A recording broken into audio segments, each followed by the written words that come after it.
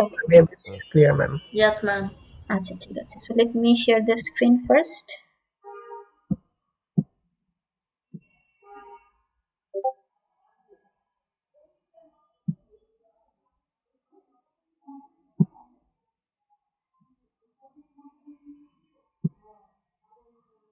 Okay, I hope আমার স্ক্রিনও visible. So let's start করি।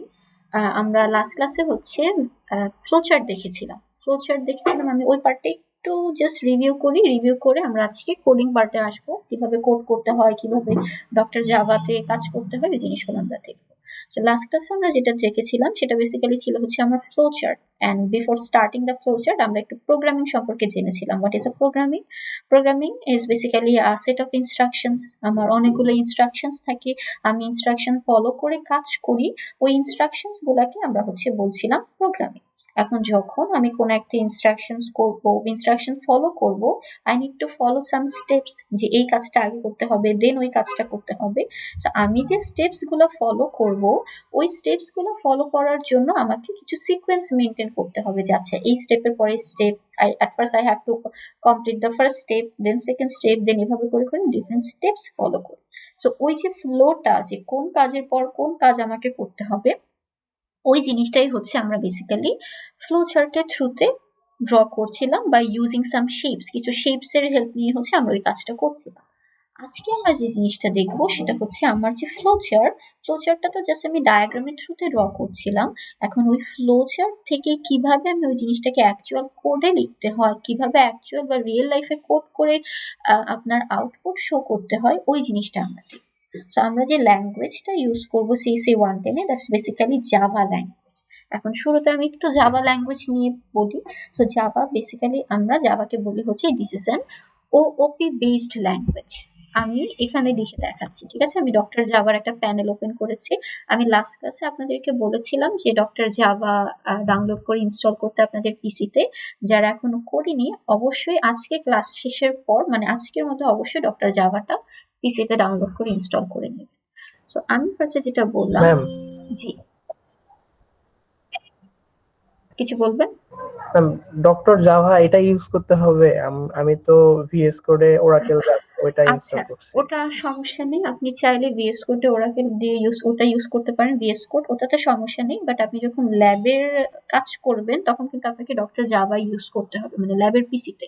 So আপনি চাইলে বাসায় ওরাকেল VS কোড ইউজ করতে পারেন, we don't have any issue. যেটা আপনি প্রেফার করেন, কোনো সমস্যা নেই।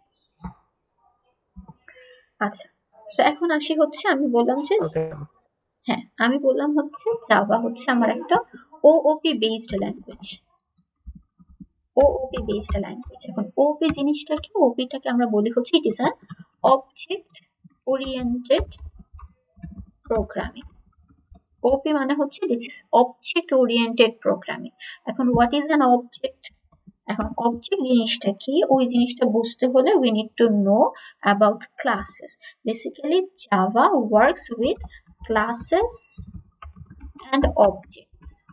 জাভা দিয়ে যখন আমরা কাজ করব বা কোড করব, আমাকে I need to create some class, I need to create some object, then আমরা ওই কাজটা করি। এখন আমরা অবজেক্ট কি, এই জিনিসটা আপাতত আমাদের না জানলেও চলবে। অবজেক্ট এই জিনিসটা it will be covered basically in CSC 111 in the next course, but for this course we need to know what is a class. আচ্ছা, একটু আমাকে কনফার্ম করবেন আমার কথা কি ক্লিয়ারলি শোনা যাচ্ছে নাকি কেটে কেটে আসছে? ক্লিয়ারলি শোনা যাচ্ছে ম্যাম। আচ্ছা ঠিক আছে, থ্যাংক ইউ। ওকে, সো আমরা দেখবো হচ্ছে ফার্স্টে যে how can we create a class. ঠিক আছে, আমাকে জাভাতে ক্লাস ক্রিয়েট করতে হয়, ক্লাস ক্রিয়েট করে হচ্ছে আমাকে কাজ করতে হয়। এখন what is a class and how can we create a class, সেই জিনিসটা দেখার আগে আমি একটু যদি বলি আপনাদেরকে। দেখেন, আমি এখন যে জাভা হচ্ছে একটা হাই লেভেল ল্যাঙ্গুয়েজ, ঠিক আছে? This a high level language, is a human readable language. মানে আমি জাভাতে যখন কোড করবো, বা আমি একটু পরে যখন আপনাদেরকে কোডগুলো করে দেখাবো, তখন আপনারা দেখবেন কি you can read that code. আপনি রিড করে আপনি পড়ে বুঝতে পারবেন যে আচ্ছা ঠিক আছে, এখানে কি লিখেছি বা কি হচ্ছে। তো this is a human readable language, it is a high level language. এখন কথা হলো, আমার কম্পিউটার তো হাই লেভেল ল্যাঙ্গুয়েজ বা হিউম্যান রিডেবল ল্যাঙ্গুয়েজ বোঝে না। সে কি করে, সে হচ্ছে it converts the human readable language to machine readable language. সে আমরা যে জিনিসগুলো বা যে ল্যাঙ্গুয়েজটা আমরা মানুষ বুঝতে পারছি সেই ল্যাঙ্গুয়েজটাকে সে মেশিন রিডেবল ল্যাঙ্গুয়েজে কনভার্ট করে। অ্যান্ড মেশিন কি বলছে, machine can only read zeros and one, 0 and 1 দিয়ে কাজ করে, বাইনারি ভ্যালু বা বাইট কোড দিয়ে কাজ করে। ঠিক আছে, বাইট কোড বা বাইনারি ভ্যালু যেটাই বলি না কেন, জিরোস অ্যান্ড ওয়ান্স দিয়ে সে কাজ করে। এখন জাভাতে কি হয়, আমি যখন কোডটাকে জাভা ল্যাঙ্গুয়েজে লিখছি, it is basically a high level language, আমার কোডটাকে হচ্ছে কম্পাইল করতে হয়। ঠিক আছে, এখানে আমি একটা ওয়ার্ড ইউজ করেছি, দিস ইজ কম্পাইল। কম্পাইল করা মানে কি? কম্পাইল করা মানে হচ্ছে I am converting the high level language to a low level language. এর মানে আমার হিউম্যান রিডেবল যে ল্যাঙ্গুয়েজটা, যেটা আমি পড়ে বুঝতে পারছি, ওটাতে আমার কম্পিউটার বুঝবে না। সো কম্পাইল করে কি হয়, আমার ওই ল্যাঙ্গুয়েজটাকে আমি জিরোস অ্যান্ড ওয়ান্সে কনভার্ট করি। অ্যান্ড কম্পাইল করার জন্য আমরা ইউজ করি হচ্ছে একটা কম্পাইলার। ঠিক আছে, কম্পাইল করার জন্য যে আমাকে হেল্প করে সেটাকে আমরা বলি হচ্ছে কম্পাইলার। সো কম্পাইলারের কাজ কি, basically converts the human readable language to a machine readable language বা জিরোস অ্যান্ড ওয়ান্সে কনভার্ট করে।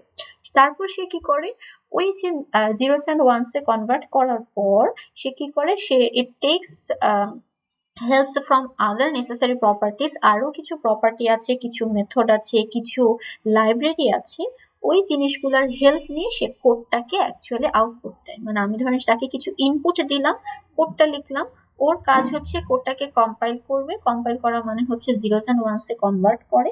জিরোস অ্যান্ড ওয়ান্সে কনভার্ট করার পর সে হচ্ছে আরো কিছু লাইব্রেরি আছে, কিছু এক্সিস্টিং প্রপার্টি আছে, ওই প্রপার্টিগুলোর হেল্প নেয়। হেল্প নিয়ে আমার ওভারঅল কোডটাকে রান করে আমার ডিজায়ার্ড আউটপুটটা সে আমাকে শো করে। So this is how a human readable language converted to a machine readable language. Machine readable language A convert হয়ে দেন সে আমাকে প্রপার আউটপুটটাকে প্রডিউস করে দেয়। So this is the basic, বা আমি যদি থিওরিটিক্যাল নলেজ বলি যে কিভাবে কোডটা অ্যাকচুয়ালি কাজ করে, যে this is the way how a code actually works. এখন আমরা দেখব যে আমি কিভাবে একটা কোড লিখতে হবে জাভাতে। এখন জাভাতে কোড লিখতে হলে আমি বলেছি যে I need to create some class, আমাকে ক্লাস ক্রিয়েট করতে হবে। তো প্রথমে আমরা দেখবো হচ্ছে what is a class. Class জিনিসটা কি? আচ্ছা, আই হোপ আপনাদের সামনে আইদার কপি ওপেন করা আছে, অথবা আপনারা যদি ডক্টর জাভাটা ওপেন করে রাখেন বা অন্য কোনো কম্পাইলার ওপেন করে রাখেন, ইটস বেটার, কারণ আমি এখন যে জিনিসগুলো লিখবো you need to note it down either in your copy, অথবা আপনি কম্পাইলারে বা যেটাই ডক্টর জাভা যদি ওপেন করে থাকেন ওখানে করবেন। সো আমি ফার্স্টে একটা ক্লাস ডিজাইন করছি, পাবলিক ক্লাস, নাম দিলাম হচ্ছে টাস্ক। ওকে, আমি এখানে দুইটা লাইন লিখেছি। ফার্স্টে লিখেছি হচ্ছে পাবলিক ক্লাস টাস্ক, দেন এখানে একটা সেকেন্ড ব্র্যাকেট দিয়েছি, অ্যান্ড ওই সেকেন্ড ব্র্যাকেটটাকে আমি এখানে মনে করে নিয়েছি 4 নম্বর লাইনে শেষ করেছি। সো আমাকে this is how I can create a class. আমি এখানে কি করলাম, একটা ক্লাস ক্রিয়েট করলাম। আমি একটা ক্লাস ক্রিয়েট করেছি যেটার নাম দিয়েছি হচ্ছে টাস্ক।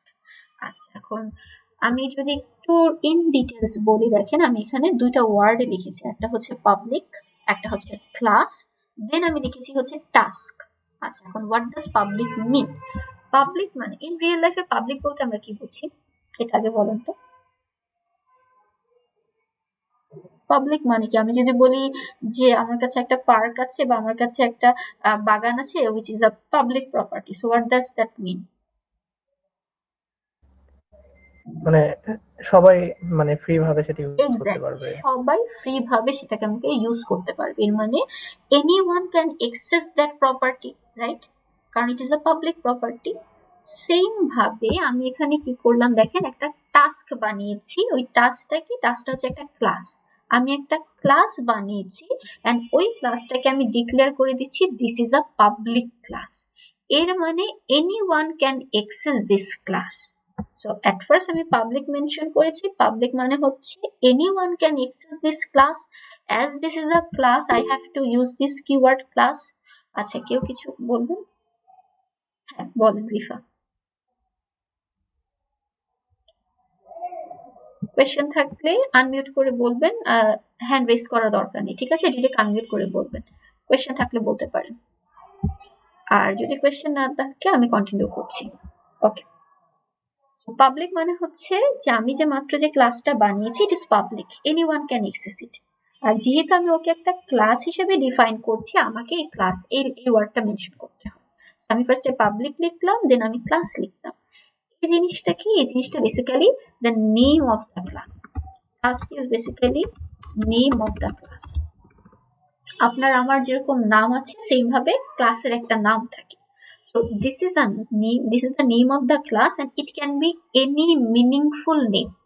আমি যখন একটা ক্লাসকে নাম দিচ্ছি I can give any name. আমি যদি এখানে মনে করেন ক্লাসের নাম দিলাম হচ্ছে hello, this is also a valid class. আমি যদি ওর নাম দিলাম হচ্ছে task 3, this is also a valid class. Even if আমি যদি আমার নামও এখানে লিখি, this is also a valid class. যদিও এখানে নামটা মিনিংফুল হচ্ছে না যে হোয়াট ডাজ দিস মিন, ক্লাসের নাম যদি নাজিয়া দিই, বাট হ্যাঁ আমি এখানে যে কোনো মিনিংফুল ক্লাসের নাম দিতে পারি। all of these three are valid। যে তিনটা আমি দেখিয়েছি, টাস্ক লিখা, টাস্ক 3 লিখা, হ্যালো লিখা, এবার আমার নাম লিখা, those are valid task. So এক একটা মানুষের যেভাবে ডিফারেন্ট নাম থাকে, সেম ভাবে if you want to create a multiple classes you need to give multiple names to the classes। different classes different নাম থাকবে। আচ্ছা, সো পাবলিক মানে কি বললাম? পাবলিক মানে হচ্ছে, public means anyone can access the task class। Task ক্লাসটাকে যে কোনো কেউ অ্যাক্সেস করতে পারবে। আর এই ক্লাস লিখছি জাস্ট বোঝানোর জন্য, কারণ এটা একটা ক্লাস, আমি একটা ক্লাস বানাচ্ছি। আচ্ছা, সেই দুটো লাইন লিখলাম। সো পাবলিক লিখেছি, ক্লাস লিখেছি, দেন ক্লাসের নামটা দিয়েছি। আমার ক্লাস লেখা শেষ। এখন এখানে দেখেন, after writing the name of the class I have given a curly brace here. এখানে একটা কার্লি ব্রেস দিয়েছি বা একটা সেকেন্ড ব্র্যাকেট দিয়েছি। এই যে সেকেন্ড ব্র্যাকেটটা, সেটা শুরু করেছি লাইন নাম্বার 1 এ এন্ড শেষ হয়েছে দেখেন লাইন নাম্বার 4 এ। আচ্ছা, এখানে দেখেন এই যে গ্রিন হয়ে আছে এই যে যেটুকু পোর্শন, এটার মানে হচ্ছে this is the boundary of the class or this is the scope of the class. ঠিক আছে, এখানে আমি লিখে দিচ্ছি this is the scope of the class. Scope মানে কি? ধরেন আমার থাকে না যে আমরা খেলার মাঠে বাউন্ডারি দেওয়া থাকে, যাচ্ছে এই বাউন্ডারির বাইরে গেলে আমি এটাকে 6 কনসিডার করব বা 4 কনসিডার করব। মানে বাউন্ডারি দেওয়ার মানে হচ্ছে দিস ইজ মাই স্কোপ, আমার এক্সেসিবিলিটিটা এতটুকু। কোয়েশ্চেন থাকলে বলতে পারেন, নাকি চ্যাটে লিখেছেন কেউ? হ্যাঁ, রিফা। ও আচ্ছা, আমি পাচ্ছি না শুনতে। ওকে, আই গেস আপনার সমস্যা হচ্ছে রিফা, বাকিরা শুনতে পাচ্ছে। আই গেস সবাই শুনতে পাচ্ছেন, রাইট?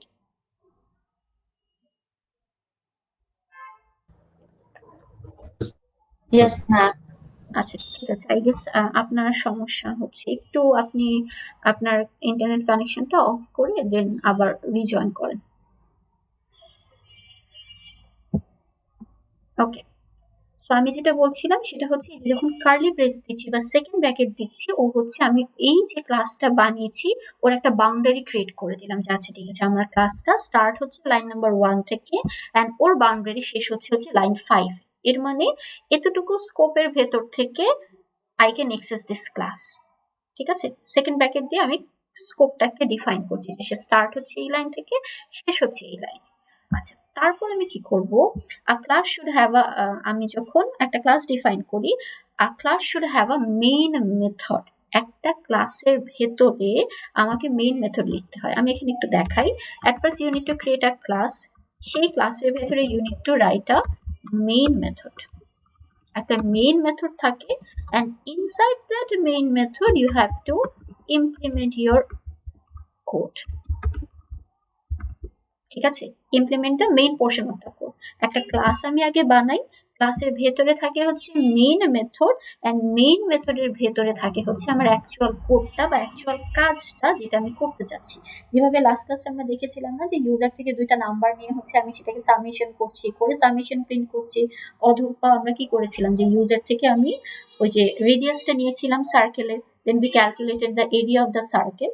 So ওই যে মেইন পোর্শনটুকু, main portion needs to be done inside the main method। So at first I need to create a class. Inside the class there will be a main method and inside that main method I have to implement my actual code বা যে কাজটা আমি করতে চাচ্ছি। তো আমরা দেখলাম class কিভাবে ক্রিয়েট করতে হয়। ফার্স্টে পাবলিক ক্লাস, এই দুইটা মাস্ট মেনশন করতে হয়, অ্যাজ ইট ইজ এভাবেই মেনশন করতে হবে। স্মল লেটার দেখেন সবগুলো ক্যারেক্টার কিন্তু স্মল লেটার আছে, you have to mention it like this, এভাবেই মেনশন করতে হবে। Then you need to mention the name of the class। ক্লাসের একটা নাম দিতে হবে, it can be any meaningful valid name। কিছু রুলস আছে, একটু পরে আমরা দেখবো রুলস গুলা কি। ওই রুলস গুলা ফলো করে you can give any meaningful class name. আচ্ছা, ক্লাস বানানো শেষ। ক্লাসটা শুরু হয়েছে লাইন 1 এ, শেষ হয়েছে লাইন 5 এ। এখন আমি কি করব, ক্লাসের ভেতরে একটা মেইন মেথড লিখবো। সো মেইন মেথড কিভাবে লিখতে হয়, এখানে একটা বড় লাইন লিখতে হয়। আমি লাইনটা লিখি, আপনারা একটা দেখেন।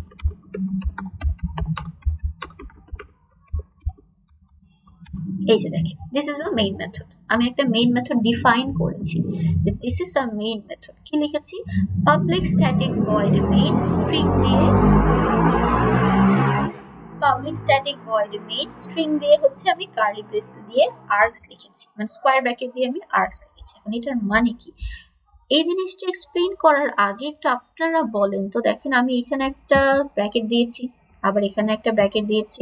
ক্যান এনিওয়ান টেল মি যে ক্লাসের স্কোপ কতটুকু, কোন লাইন থেকে কোন পর্যন্ত, আর মেইন মেথডের স্কোপ কতটুকু থেকে কোন পর্যন্ত? আগে ক্লাসেরটা বলেন।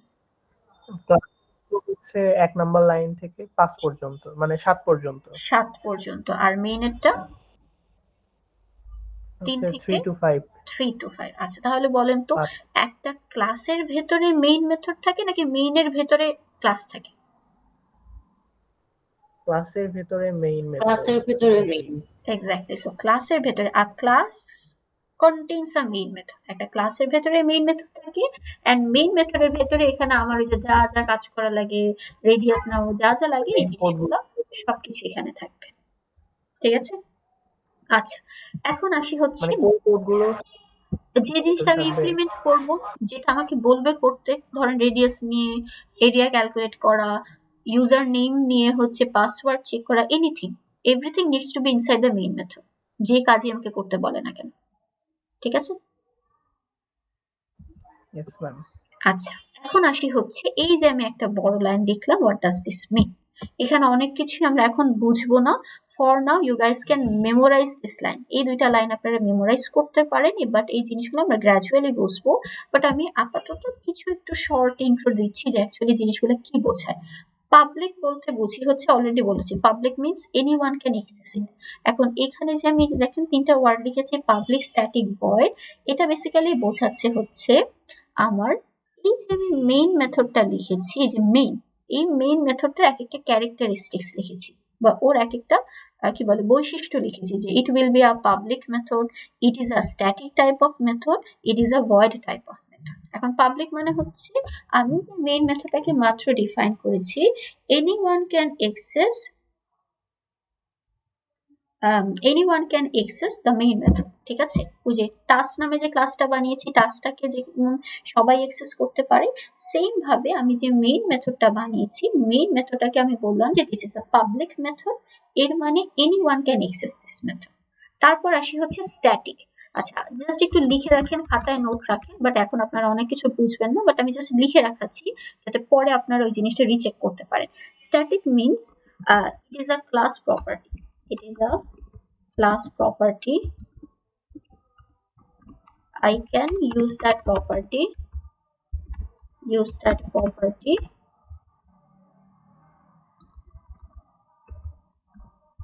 without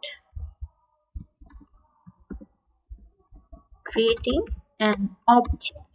দেখেন, স্ট্যাটিক মানে হচ্ছে ইট ইজ আ ক্লাস প্রপার্টি, মানে যদি কখন আমরা স্ট্যাটিক বলি, স্ট্যাটিক মানে হচ্ছে এই প্রপার্টি একটা ক্লাসের নিজস্ব প্রপার্টি, এন্ড এই প্রপার্টিটাকে ইউজ করতে হলে I don't have to create an object. এখন হোয়াট ডাজ দিস মিন, ক্লাসের প্রপার্টি মানে কি, অবজেক্ট মানে কি, এই জিনিসগুলো বাবা আপনারা সিসি 111 যখন করবেন, মানে এর পরের যে কোর্সটা আছে, এই পরের কোর্সটাতে ইন ডিটেলস শিখবেন। বাট ফর না এতটুকু জেনে রাখলেই হবে যে স্ট্যাটিক মানে হচ্ছে এটা একটা ক্লাসের নিজস্ব প্রপার্টি, আর এই প্রপার্টিটাকে ইউজ করতে হলে আমার অবজেক্ট ক্রিয়েট করতে হয় না। It is not mandatory to create an object before using that property. আচ্ছা, তারপর আসি হচ্ছে ভয়েড। ভয়েড মানে কি, ভয়েডের যদি আমি একটা এক্সাম্পল বলি, আগে লিখে নেই তারপরে বলছি what is void. Void means, void মানে হচ্ছে the main method doesn't return anything। আচ্ছা, কি লিখলাম, যে void মানে হচ্ছে the main method doesn't return anything, মেথডটা কোনো কিছু রিটার্ন করে না। এই যে 3টা লাইন, এই তিনটাই হচ্ছে মেইন মেথডের characteristics. Main method is a public method, main method is a static type of method, এর মানে মেইন মেথডটাকে ইউজ করতে হলে কোনো অবজেক্ট বানাতে হয় না। এন্ড লাস্টলি ভয়েড মানে হচ্ছে main method doesn't return anything. আচ্ছা, এটার একটা রিয়েল লাইফ এক্সাম্পল দিই। ধরেন আপনাকে আপনার আম্মু হচ্ছে 500 টাকা দিল, 500 টাকা দেওয়ার পরে সে আপনাকে বললো যে কিছু কিনে আনতে হবে। তো আপনি বাজার থেকে যে সার্টেন কিছু জিনিস কিনলেন, গ্রসারিজ আইটেম কিনলেন, কেনার পর সাপোজ আপনার কাছে 20 টাকা রয়ে গিয়েছে। এখন either you can return that money to your mother, আপনি আপনার টাকাটা হচ্ছে আপনার আম্মুকে ফেরত দিয়ে দিতে পারেন, অথবা আপনি কি করতে পারেন যে আপনি ওই টাকাটা নিজের কাছে রেখে দিলেন বা নিজে কোনো কিছু কিনে খেলেন। So, আপনি কি করতে পারেন, either you can return something to your mother, or if you don't want you don't, there is no need to return anything. এই যে মেইন মেথডটা কি করে, কোনো কিছু রিটার্ন করে না। এর মানে মেইন মেথডের ভেতরে আমি যে কাজগুলা করব সে তার নিজের মধ্যেই রেখে দিচ্ছে, সে মেইন মেথড থেকে বাইরে কোনো কিছু পাস করে দেয় না। যেভাবে আপনি আপনার আম্মুকে টাকাটা ফেরত দিয়ে দিবেন না, সেম ভাবে মেইন মেথড কি করবে, সে কোনো কিছু রিটার্ন করে দিবে না। দ্যাটস ওয়াই আমরা এখানে ভয়েড লিখি, এন্ড এই জিনিসটা আমাকে এভাবেই লিখতে হবে, ঠিক আছে? কারণ পাবলিক মেইন মেথডের প্রপার্টি হচ্ছে এগুলো। যখন জাভা বানানো হয়েছে, জাভা ল্যাঙ্গুয়েজটা ক্রিয়েট করা হয়েছে, মেইন মেথডটাকে আমার এভাবেই বানাতে বলা হয়েছে যে মেইন মেথডটা পাবলিক হবে, মেইন মেথডটা আমার স্ট্যাটিক হবে, আর মেইন মেথডটা কোনো কিছু রিটার্ন করবে না। দ্যাটস ওয়াই আমরা এখানে ভয়েড ইউজ করি। বলে এতটুকু যে বললাম, কারো কি কোনো কোয়েশ্চেন আছে?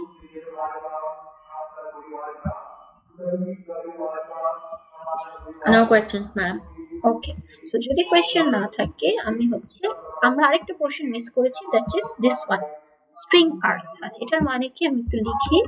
String args, it means the main method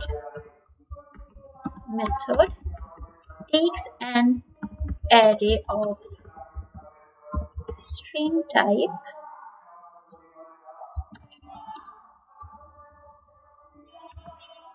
the main method takes an array of string type and store inside the args variable, ঠিক আছে? এই মেইন মেথডটা কি করে, সে হচ্ছে একটা স্ট্রিং টাইপের অ্যারে নিয়ে কাজ করে, একটা স্ট্রিং টাইপের অ্যারে নেয়, এন্ড ওই অ্যারেটাকে সে স্টোর করে হচ্ছে এই আর্গস নামের একটা ভ্যারিয়েবলের মধ্যে। এই যে টাস্ক যেভাবে একটা ক্লাসের নাম ছিল, আর্গস হচ্ছে আমার একটা ভ্যারিয়েবলের নাম। এখন what is a string, what is an array, এই জিনিসগুলো আমরা অ্যাগেইন বুঝবো না। দ্যাটস ওয়াই আমি আপনাদেরকে বলেছি it's better to memorise this two line, কারণ এই দুটো লাইন আপনাকে সবসময় লিখতেই হবে। খালি you can change this word, এখানে ক্লাস নেমটা চেঞ্জ করতে পারেন। আচ্ছা, অলসো আরেকটা জিনিস, এখানে আর্গস বলেছি না, this is a variable name. So as this is a variable name, you can change it as well, মানে চাইলে চেঞ্জ করতে পারেন, but again this is not recommended. Don't try to change it, but if you change it, your code should work properly. মানে এমন না যে এখানে change করে, যেমন ধরেন আপনি যদি এখানে স্ট্যাটিকটাকে কেটে দেন, কোডে ভুল আসবে, কোড কাজ করবে না, এরর দিবে। তারপরে আপনি যদি মনে করেন এখান থেকে ভয়েডটাকে রিমুভ করে দেন, কোড কাজ করবে না, এরর দিবে, ভুল হবে। কিন্তু এখানে আর্গস এর জায়গায় যদি আপনি অন্য কোনো কিছু লিখেন, কিছু রুলস ফলো করে অন্য কোনো ভ্যারিয়েবলের নাম লিখেন, ইট উইল ওয়ার্ক। আমি যদি লিখলাম এখানে number, again it will work. আমি যদি এখানে লিখি হচ্ছে answer, again it will work. আমি যদি ইভেন আমার নাম পর্যন্ত লিখি, it will work. কেন? কারণ this is a variable. You can give any meaningful variable name following some rules. আপনার কোড should work. ঠিক আছে? বাট কনভেনশনালি আমরা এখানে args লিখি। এই লাইনটাতে আমরা কোনো চেঞ্জ করব না, বাট আপনি চাইলে চেঞ্জ করতে পারেন। কোথায় চাইলেন? অবশ্যই চেঞ্জ করতে হবে ক্লাস নেমটা, কারণ একই ক্লাস নেমে আপনি মাল্টিপল ক্লাসেস ক্রিয়েট করতে পারবেন না। If you want to create a multiple classes, then you have to give multiple name, different name আপনাকে দিতে হবে। একটা টাস্ক 1, একটা টাস্ক 2, একটা ল্যাব 1, একটা ল্যাব 2, ডিফারেন্ট আপনার মিনিংফুল বা আপনার রিকোয়ারমেন্ট ওয়াইজ আপনি ডিফারেন্ট ক্লাস ক্রিয়েট করতে পারবেন। বলেন, এতটুকু যে বললাম, হ্যাঁ বুঝিনি। টাস্ক মানে ওটা কি ফাইল নেম হয়ে যাবে আমি যখন চেঞ্জ করব? টাস্ক নেম হচ্ছে ফাইল নেম হয়। আচ্ছা, এখন আপনাদেরকে একটু দেখাই, উনি যেহেতু ফাইলের কথা বললেন, আমি যে কোডটা করলাম, এখানে একটা জিনিস কি আপনারা খেয়াল করেছেন যে এখানে কিছু কিছু জিনিস ব্লু কালার হয়ে আছে, কিছু ব্ল্যাক হয়ে আছে, কিছু হচ্ছে গ্রিন হয়ে আছে। আগে আমি যদি গ্রিনের কথা বলি, দেখেন এখানে গ্রিনে আমি যে জিনিসগুলো লিখেছি এই জিনিসগুলো জাস্ট আপনাদেরকে এক্সপ্লেইন করার জন্য লিখেছি না। This things are basically considered as a comment. আমরা পোস্টে কমেন্ট করি না, বা ধরেন আমি আপনাকে একটা পেপার পড়তে দিলাম, ঠিক আছে, আপনি ওই পেপারে মানে একটা রিসার্চ পেপার আমি আপনাকে যদি পড়তে দিই, এখন ওই পেপারটাতে আপনি মনে করেন কিছু হাইলাইট করেন, বা ধরেন আপনি বই পড়ছেন, বইয়ে আমরা কমেন্ট করে রাখি না যে আচ্ছা ঠিক আছে এই লাইনটার মানে হচ্ছে এইটা, এই ওয়ার্ডটার মানে হচ্ছে এইটা। সেম ভাবে আমরা জাভাতে বা আমার কোডের মধ্যেও হচ্ছে কিছু কমেন্ট করতে পারি। and whenever we comment something, Java কি করে, যে বলেছিলাম না যে সে 0s 1 এ কনভার্ট করে ফেলে, বাইনারিতে কনভার্ট করে ফেলে, ও কমেন্ট গুলাকে ইগনোর করে, কারণ ও জানে this is a comment, so I don't have to convert it to a byte code, কারণ ওটা তো কোডের পার্ট না, আমি জাস্ট কমেন্ট করলাম। এখন মনে করেন এখানে আমি কমেন্ট করে লিখলাম হচ্ছে আমার নাম নাজিয়া, দিস আ কমেন্ট, আমি একটা কমেন্ট করেছি। এই জিনিসটা বা আমার নাম নাজিয়া, এই জিনিসটা কিন্তু জাভাতে কোনো কিছু মিন করে না, জাভাতে এরর দেওয়ার কথা। দেখেন আমি যদি এই জিনিসটাকে ডাবল এই যে দুইটা ফরওয়ার্ড স্ল্যাশ সেটা যদি কেটে দিই, তখন দেখেন সে কিন্তু আর এখানে কমেন্ট বোঝাচ্ছে না। তখন যদি আমি কোডটাকে রান করতে চাই, কম্পাইল করতে চাই, এরর দেখাবে। বাট আমি যদি দুইটা ফরওয়ার্ড স্ল্যাশ দিয়ে কোনো কিছুকে লিখে, মানে হচ্ছে দিস ইজ আ কমেন্ট, আমি কমেন্ট করছি যেটা আমার হেল্পের জন্য বা আমার বোঝানোর জন্য আমি মেনশন করেছি, জাভা ওই পোর্শনটাকে ইগনোর করে বাকি পোর্শনগুলোকে এক্সিকিউট করে যেগুলো কমেন্ট করা নেই। So if you want to comment anything in your code, you have to use two forward slash, দুইটা ফরওয়ার্ড স্ল্যাশ দিয়ে আমরা কমেন্ট করি। দ্যাটস ওয়াই এই বাকি যে গ্রিন গুলো আমি লিখেছি এই জিনিসগুলো হচ্ছে কমেন্ট হয়ে আছে। আচ্ছা, সেকেন্ড জিনিস হচ্ছে কিছু পোর্শন দেখেন ব্লু হয়ে আছে। ব্লু হওয়ার মানে হচ্ছে এই জিনিসগুলা জাভাতে কোনো কিছু মিন করে, মানে জাভার স্পেসিফিক কিছু কিওয়ার্ড, ঠিক আছে, জাভার কিছু কিওয়ার্ড, কিছু reserved keyword.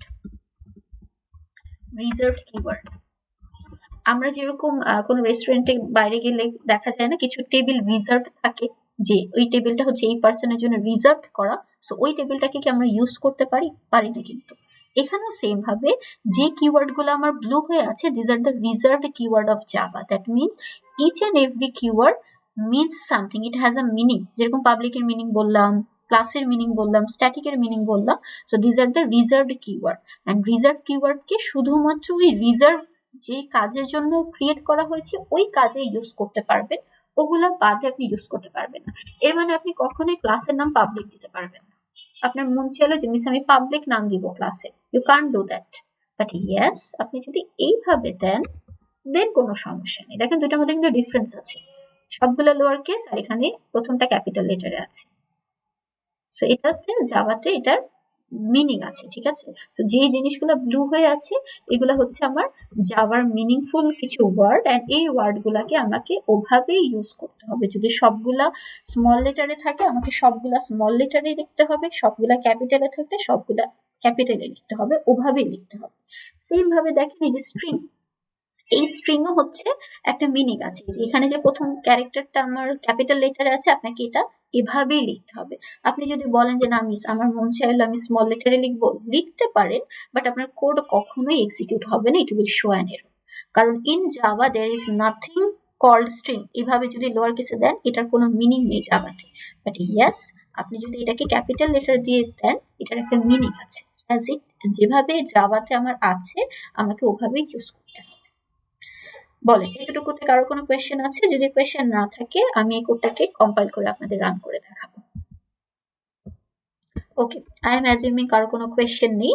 So let's compile this code end run করে দেখি যে কি আসে বা আমার কি ধরনের আউটপুট আসে। প্রথম জিনিস হচ্ছে একটু লেফটে চেক করেন, এখানে আমি আগে সেশনের ক্লাস নিয়েছি, সো এখানে আমার কিছু ক্লাসেস ক্রিয়েট করা আছে, বাট আপনাদের জন্য হচ্ছে যে এটা দেখেন this is an untitled class. কেন আনটাইটেল? কারণ আমি ক্লাসটাকে এখনো সেভ করি নাই। দেখেন এখানে স্টিল এই যে আনটাইটেলড হয়ে আছে। So at first I need to save my class. ক্লাসটাকে আগে সেভ করব, after that I can compile it and run it. So save করার জন্য এখানে দেখেন সেভ এর একটা অপশন আছে। if I create this, যদি এটাকে ক্লিক করি, so আমি একটা স্পেসিফিক ফোল্ডার করি যেখানে আমি ক্লাসটাকে ক্রিয়েট করব। স্টোর করব। সো আমি সেকশন 10 যেহেতু আপনারা সেকশন 10 নামে একটা ফোল্ডার বানালাম এন্ড এই ফোল্ডারের ভেতরে আমি T1 নামে আরেকটা ফোল্ডার বানাচ্ছি এখানে ধরেন আমি টাস্কটাকে সেভ করব। সো আমি এটাকে সেভ করলাম। তো দেখেন এখানে যে ক্লাস নেমটা এখন কি হয়ে গিয়েছে task.java, এর মানে সবগুলা জাভা ফাইলের এক্সটেনশন হচ্ছে .java। ক্লাসটা ক্রিয়েট করে সেভ করেছি। এখন আমার কাজ হচ্ছে কাজটাকে কম্পাইল করব। এখানে দেখেন এখানে একটা কম্পাইলের বাটন আছে। If I click the compilation button, so এই যে দেখেন সে আমাকে কম্পাইলেশন দেখাচ্ছে। This is compilation complete.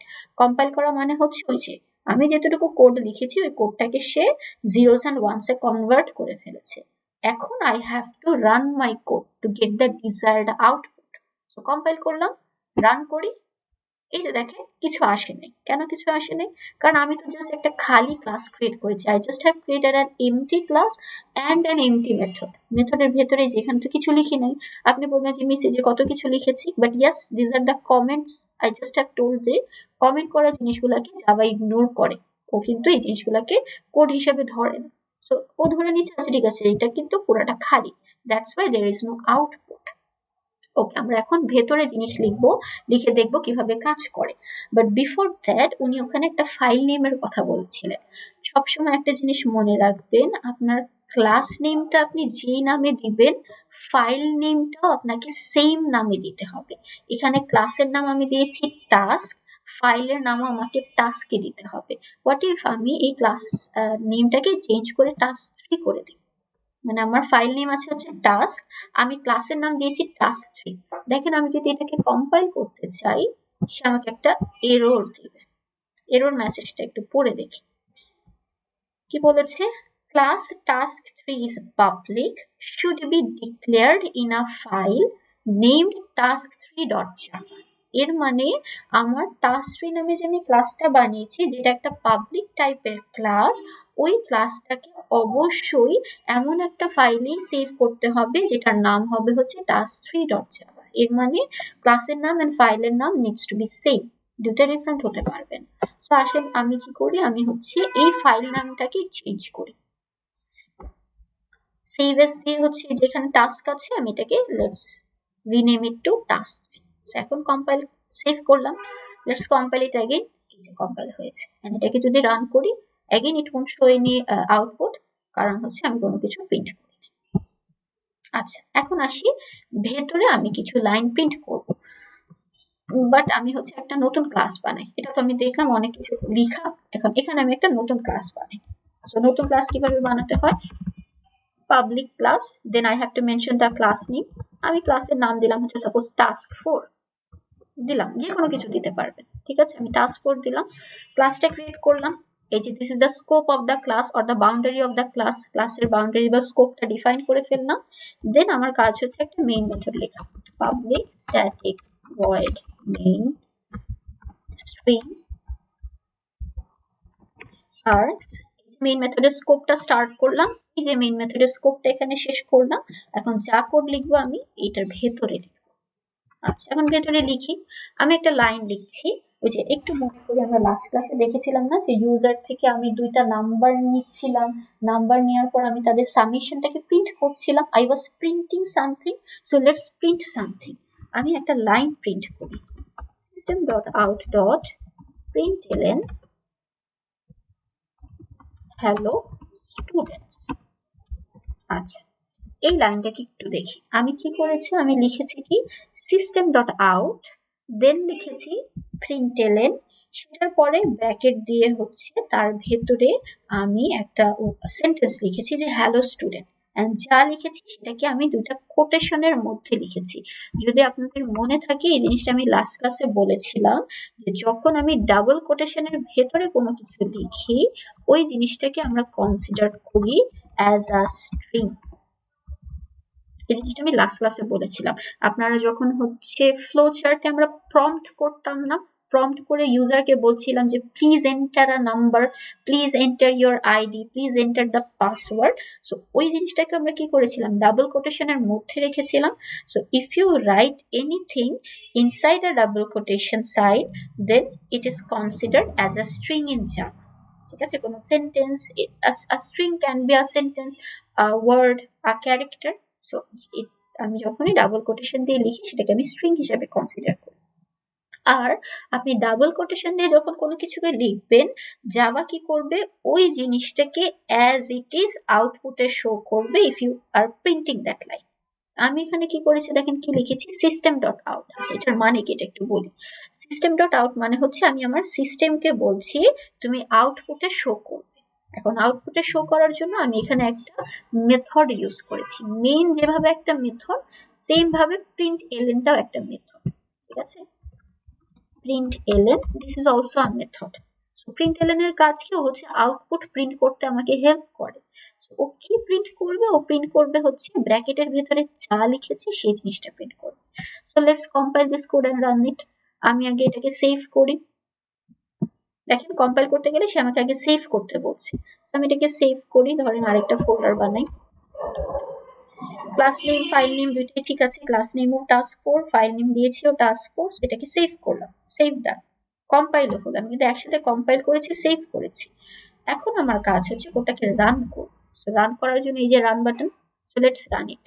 Run করলে দেখেন এই যে আমার ফার্স্ট আউটপুট চলে আসলো। কি এসেছে, হ্যালো স্টুডেন্টস। কেন এসেছে, কারণ আমি এই লাইনে ইউজ করেছিলাম সিস্টেম ডট আউট।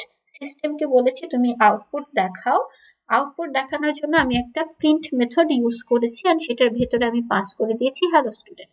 এখন আমি যদি আরেকটা লাইন প্রিন্ট করি, ধরেন এখানে আরো কিছু লাইন প্রিন্ট করি, হ্যালো স্টুডেন্টস, দেন পরে প্রিন্ট করলাম হচ্ছে welcome to CSE 110, this is our first program.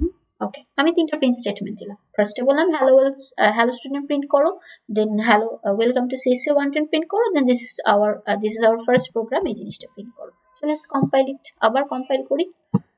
প্রত্যেকবার কিন্তু আপনি যখন কোডে চেঞ্জ করবেন, you need to compile it every time, সববার কম্পাইল করতে হবে। সো কম্পাইল করলাম, নাও রান দিস কোড। দেখেন আউটপুটে তিনটা লাইন চলে এসেছে। আমি কি বলে স্কোপ কোটেশনের ভেতরে, ডাবল কোটেশনের ভেতরে যে জিনিসটা লিখছি ওই জিনিসটাই সে আমার আউটপুটে অ্যাজ ইট ইজ শো করছে। তো আমি যদি এখানে মনে করেন হ্যালো আর স্টুডেন্টস এর মাঝে এতগুলা স্পেস দিই, আমার আউটপুটও কিন্তু এক্স্যাক্টলি এভাবেই আসবে। So whenever we write anything inside the double quotation sign, আউটপুটে সে ওই জিনিসটাকে ওভাবেই দেখাবে। এই যে দেখেন এতগুলো স্পেস চলে আসছে, যে স্পেস দিয়ে প্রিন্ট হচ্ছে। আচ্ছা, এখন এই যে আমি প্রিন্ট করছি, এই যে সিস্টেমকে বলছি যে তুমি প্রিন্ট করো, আর বললাম না যে প্রিন্ট এলএন হচ্ছে এটা একটা মেথড, মেইন যেরকম একটা মেথড, প্রিন্ট এলএন হচ্ছে একটা মেথড। প্রিন্ট করার জন্য আরো কিছু মেথড আছে। আমি এখানে আপনাদেরকে কয়েকটা নাম একটু লিখে দেখাই, এই মেথডগুলো আমাদেরকে ইউজ করতে হবে। একটা মেথডের নাম তো হচ্ছে প্রিন্ট এলএন। আরেকটা মেথড আছে যেটার নাম হচ্ছে শুধু প্রিন্ট। আরেকটা মেথড আছে যেটার নাম হচ্ছে আমার প্রিন্ট এফ। আচ্ছা, আমি একটু আপনাদেরকে এক্সপ্লেইন করি একটা একটা করে। প্রিন্ট এলএন মানে কি দেখেন, প্রিন্টের পরে এখানে এলএন লেখা, এলএন মানে হচ্ছে নিউ লাইন, নতুন লাইন বোঝায়। আচ্ছা, এটা কিভাবে কাজ করে যদি একটু বলি। এখানে দেখেন আমার আউটপুটে তিনটা জিনিস, তিনটা ডিফারেন্ট লাইনে প্রিন্ট হয়েছে, এক লাইনে কিন্তু প্রিন্ট হয়নি। আচ্ছা, আমি এটা কোডটাকে কম্পাইল করে আবার একটু রান করে দেখাই। এই যে তিনটা আউটপুট তিনটা লাইনে প্রিন্ট হয়েছে। কেন ডিফারেন্ট লাইনে প্রিন্ট হয়েছে? কারণ আমি এখানে প্রিন্ট এলএন ইউজ করেছি। প্রিন্ট এলএন কিভাবে কাজ করে, ও কি করবে, ধরেন আমি ফার্স্ট লাইনটা যদি প্রিন্ট করি, ধরেন এই দুইটা লাইনকে আমি কমেন্ট আউট করে দিই। সো কমেন্ট আউট করলে কি হবে, সে শুধুমাত্র প্রথম লাইনটাকে কনসিডার করবে। তো প্রথম লাইনটাকে কনসিডার করলো, আমি যখন এটাকে রান করব সে আমার প্রথম লাইনটাকে প্রিন্ট করলো, এই যে আসলো। এখন ধরেন ও তো এভাবে প্রিন্ট করলো, প্রিন্ট করার পর আমার কার্সারটা এখন ধরেন এখানে আছে ইনিশিয়ালি। আচ্ছা, কার্সার বুঝি, এই যে দেখেন আমার যেটা নড়ছে না, এই যে মাউসের যে কার্সার, এটাকে বলছি কার্সার, যে জিনিসটা আমার নড়ছে। এখন মনে করেন আমি কি করলাম, আমি হচ্ছে এই লাইনটা সে প্রিন্ট করলো, হ্যালো স্টুডেন্টস। প্রিন্ট করার পর যেহেতু আমি এখানে প্রিন্ট এলএন ইউজ করেছি, ও কি করবে, এই যে কার্সারটাকে জাম্প করে নেক্সট লাইনে নিয়ে আসবে, মানে এই লাইন থেকে অটোমেটিক্যালি জাম্প করে নেক্সট লাইনে নিয়ে আসবে। এটা করলে কি হবে, আমি যখন পরে আবার আরেকটা প্রিন্ট স্টেটমেন্ট ইউজ করব, এই hello welcome two CSC wanted, এটা সেম লাইনে প্রিন্ট না হয়ে এটা সে ডিফারেন্ট লাইনে প্রিন্ট। সেম ভাবে মনে করেন এখন এটাকে যদি কম্পাইল করে রান করি, সো ফার্স্টে হ্যালো স্টুডেন্টসটা ফার্স্ট লাইনে প্রিন্ট হলো, দেন কার্সারটা এই লাইন থেকে জাম্প করে এখানে চলে এসেছে কারণ আমি এখানে প্রিন্ট এলএন ইউজ করেছিলাম। দেন আমার কি হলো, কার্সারটা এখন এখানে আছে, এখন সে কি করছে, welcome to CSC wanted print হবে, এই লাইনটা সে এখানে প্রিন্ট করবে। আচ্ছা, এই লাইনটা প্রিন্ট করার পর অ্যাগেইন এখানে কি করেছি, প্রিন্ট এলএন ইউজ করেছি, সো কার্সারটা আমার এই লাইন থেকে জাম্প করে পরের লাইনে চলে আসবে। এখন আমি যদি এই লাইন থেকে প্রিন্ট করি, obviously it will be printed in the third line. ঠিক আছে, রান করে দেখি।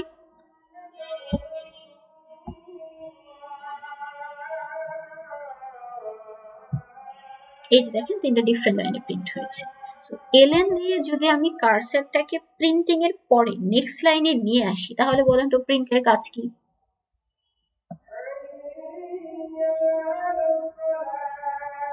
এক লাইনে লিখি তখন ওটা প্রিন্ট করবে। Exactly, it will print everything in the same line. কার্সারটাকে তো আমি জাম্প করে নিচে লাইনে আনছি না, সো কি করবে, সেম লাইনে সবগুলো প্রিন্ট করবে। আচ্ছা, তো এটা একটু বলেন তো, আমি যদি এভাবে লিখি আউটপুটটা কিভাবে আসবে? আমি যে সেকেন্ডটা থেকে এলএনটা কেটে দিয়েছি, প্রথমটা ধরেন হ্যালো ওয়েলকাম টু সিএসসি 110 ওইটা হচ্ছে এক লাইনে আসবে, তারপরে this is our first program ওইটা সেকেন্ড লাইনে আসবে। আচ্ছা, হ্যালো স্টুডেন্টস আর ওয়েলকাম টু 110 ওরা সেম লাইনে আসবে। আর কেউ কিছু বলতে চাচ্ছে? বলেন তো, আরেকটু ট্রাই করেন। আমি লাইনটাকে প্রিন্ট করার পরে নেক্সট লাইনে যাবে, বলেন। মিস হ্যালো স্টুডেন্টস ফার্স্ট লাইনে আসবে, তারপর হচ্ছে নেক্সট লাইনে ওয়েলকাম টু সিএসসি আসবে, হ্যাঁ ওটার পাশেই হচ্ছে দিস ইজ আওয়ার প্রোগ্রাম আসবে। হ্যাঁ, এইটা হচ্ছে কারেক্ট। দেখেন আমার কিন্তু সে আগে প্রিন্ট করবে, এই হ্যালো স্টুডেন্টটা সে প্রিন্ট করবে, এখানে প্রিন্ট হবে অ্যাজ ইট ইজ। প্রিন্ট হওয়ার পরে যেহেতু আমি প্রিন্ট এলএন ইউজ করেছি, এলএন এর জন্য কার্সারটা কিন্তু ধাম করে নেক্সট লাইনে চলে যাবে। এটা ভাববো না যে এখানে তো প্রিন্ট ইউজ করেছি তাই মনে হয় এই লাইনটা পাশাপাশি হবে, নো। আমার এখানে যেহেতু এলএন ইউজ করেছিলাম, এই লাইনের পরে কার্সারটা এরকম ধাম করে নিচে চলে আসবে। যেহেতু নিচে চলে এসেছে এর মানে কি, অবভিয়াসলি এই লাইনটা তো এখানেই প্রিন্ট হবে, যে সেকেন্ড লাইন থেকে। সো সেকেন্ড লাইনে এই জিনিসটা প্রিন্ট হলো, হওয়ার পরে সে এখন ডিসিশন নিবে যে whether I need to shift the cursor to the next line or not, সেটা কার উপর ডিপেন্ড করছে, এইটার উপর। এখানে কি দেখলাম, এখানে তো শুধু প্রিন্ট ইউজ করেছে, অবভিয়াসলি কার্সার কি আমার এইখানে ছিল and এখানেই আছে, ও কিন্তু জাম্প করে আর নিচের লাইনে যায়নি। এই সেম লাইনে হচ্ছে সে প্রিন্ট করবে this is our first program. ধরেন এখানে সে প্রিন্ট করলো যে this is our first program. Program print করার পরে বলেন এখন কার্সারটা কোথায় থাকবে, সেম লাইনে থাকবে নাকি নেক্সট লাইনে যাবে?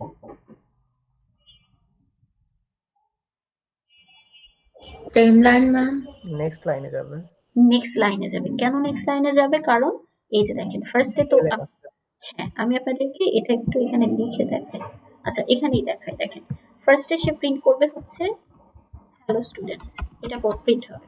হ্যালো স্টুডেন্ট প্রিন্ট হওয়ার পরে এখানে যেহেতু এলএন ইউজ করেছি, এর মানে কার্সারটা আমার এই যে এখানে আছে, কিন্তু এলএন এর কারণে সে নিচের লাইনে চলে গেল। আচ্ছা, এখানে এরর দেখাচ্ছে কারণ এভাবে লেখা যায় না, সে নিচের লাইনে চলে যাবে। এখন মনে করেন কার্সারটা আমার নেক্সট লাইনে আছে, নেক্সট লাইনে থাকার পরে সে কি করবে, এই লাইনটা প্রিন্ট করবে। ঠিক আছে, আমার নেক্সট লাইনে আসলে এই জিনিসটা প্রিন্ট হলো। এই লাইনে প্রিন্ট হওয়ার পরে এখন সে চেক করবে যে আমি কি নেক্সট লাইনে যাব কি যাব না, সেটা ডিসাইড করবো হচ্ছে এইটার উপর বেস করে। সেখানে যেহেতু প্রিন্ট ইউজ করেছি এর মানে অবশ্যই এই লাইনেই কার্সারটা আছে, কার্সারটা শিফট করেনি। এখন আমি কি করছি, আবার যেহেতু এখানে একটা স্টেটমেন্ট প্রিন্ট করছি, সেই লাইনটা কি হবে, অ্যাজ ইট ইজ এখানে প্রিন্ট হয়ে যাবে। এই যে প্রিন্ট হলো উইদাউট এনি স্পেস। ঠিক আছে, প্রিন্ট হলো। প্রিন্ট হওয়ার পর কার্সারটা যেখানে এখন এখানে ব্লিঙ্ক করছে, সো কার্সারটা এখন ডিসিশন নেবে যে আমি কি সেম লাইনেই থাকবো নাকি নেক্সট লাইনে যাব। সেটার জন্য সে চেক করবে যে আমাকে কোন মেথড ইউজ করে কল করা হয়েছে। এখানে এলএন ইউজ করেছিল, এর মানে কার্সারটা এখন ধাম করে চলে যাবে নেক্সট লাইনে, যে এখান থেকে সে নেক্সট লাইনে চলে আসবে। তো আসেন এটাকে একটু কম্পাইল করে রান করে দেখি। হ্যালো স্টুডেন্টসটা ফার্স্ট লাইনে প্রিন্ট হবে আর পরের দুটো হচ্ছে আমার সেম লাইনে প্রিন্ট হবে, এই যে দেখেন উইদাউট এনি স্পেস। আচ্ছা, এটা একটু বলেন তো চিন্তা করে, এটার আউটপুট কি আসবে? System dot out dot println 2 plus, আমি কয়েকটা জিনিস লিখছি, আপনারা বলবেন what will be the output.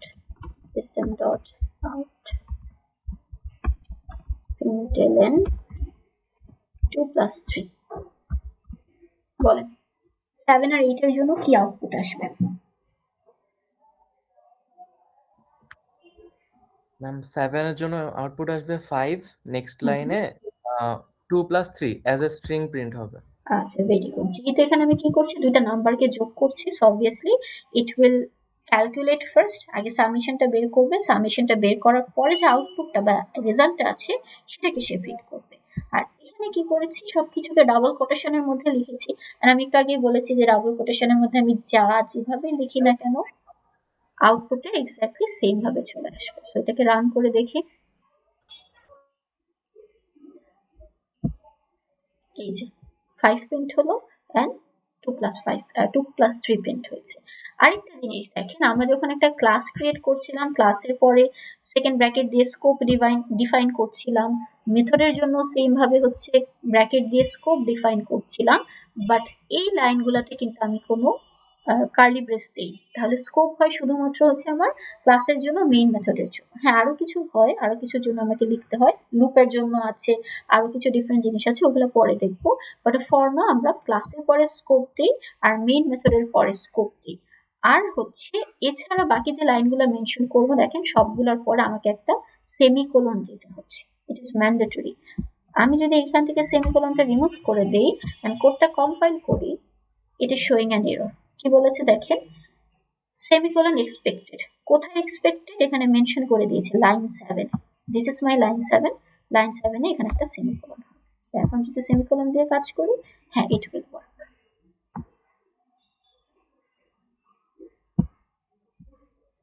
ঠিক আছে, আচ্ছা এখন আসি হচ্ছে, আমরা তো দেখলাম যে কিভাবে প্রিন্ট করতে হয়, প্রিন্ট এলএন কিভাবে কাজ করে, প্রিন্ট কিভাবে কাজ করে সেটা দেখলাম। প্রিন্ট এফ এর কাজটা এটা আমরা একটু পরে বুঝবো, কারণ এটার জন্য আমাকে কিছু অ্যাডভান্স জিনিস জানতে হবে। বাট এখন আসেন আমরা একটু দেখি যে হাউ ক্যান, গেল কেন সবকিছু? হ্যাঁ শুনতে পাচ্ছেন না? শুনতে পাচ্ছি, আমার মেবি নেটওয়ার্কের প্রবলেম ছিল, একটু শুনতে পাচ্ছি এখন। আচ্ছা আচ্ছা, আই গেস আমার নেটওয়ার্ক ইস্যু, একটু হতে পারে। পজ হয়ে গেছিল সবার। ম্যাম পজ হয়ে গেছিল, কিচ্ছু দেখা যাচ্ছিল না তখন। এখন আসেন আমরা একটু দেখবো যে আমরা কিভাবে জাভাতে ভ্যারিয়েবল ট্রিট, হ্যাঁ প্রিন্ট এফ এর ফাংশনটা তো বলেননি এখনো। হ্যাঁ ওটা আমি পরে বলবো, আজকে ক্লাসে ওটা বুঝতে পারবেন না, কারণ এটার জন্য কিছু অ্যাডভান্স জিনিস জানতে হবে। সো আমরা আগে ভ্যারিয়েবল দেখি, তারপরে আমরা ওটা নেক্সট ক্লাসে দেখব। ঠিক আছে, Okay, দ্যাটস ma'am. ওয়াই আপাতত স্কিপ করছি। আচ্ছা এখন আসি হচ্ছে আমরা দেখবো যে কিভাবে একটা ভ্যারিয়েবল ডিফাইন করতে হয়। সো ফার্স্টে হচ্ছে আমি একটা নতুন ক্লাস বানাই, পাবলিক ক্লাস। আমি আরেকটা নতুন টাস্ক বানাই, সাপোজ টাস্ক 5, অথবা ধরেন T5 নামে আমি নতুন একটা ক্লাস বানাচ্ছি। So এই যে একটা ক্লাস বানালাম, এন্ড ক্লাসের ভেতরে I need to create a main method. So public static void main string args, main মেথডটা লিখে ফেললাম। আচ্ছা এখন ভেতরে হচ্ছে আমি ভ্যারিয়েবল নিয়ে কাজ করব। আমরা কিন্তু ম্যাথে অনেক ভ্যারিয়েবল দেখেছি না, ভ্যারিয়েবল মানে কি বলতো, ভ্যারিয়েবলের কাজ কি, what is the purpose of using a variable? কি করি ওখানে? We can input any number. Exactly, আমরা ভ্যারিয়েবলের মধ্যে কোনো নাম্বার ইনপুট দিয়ে রাখতে পারছি। Basically we are storing, we can store some value inside a variable. আমরা ভ্যারিয়েবলকে একটা কন্টেইনার হিসেবে কনসিডার করতে পারি।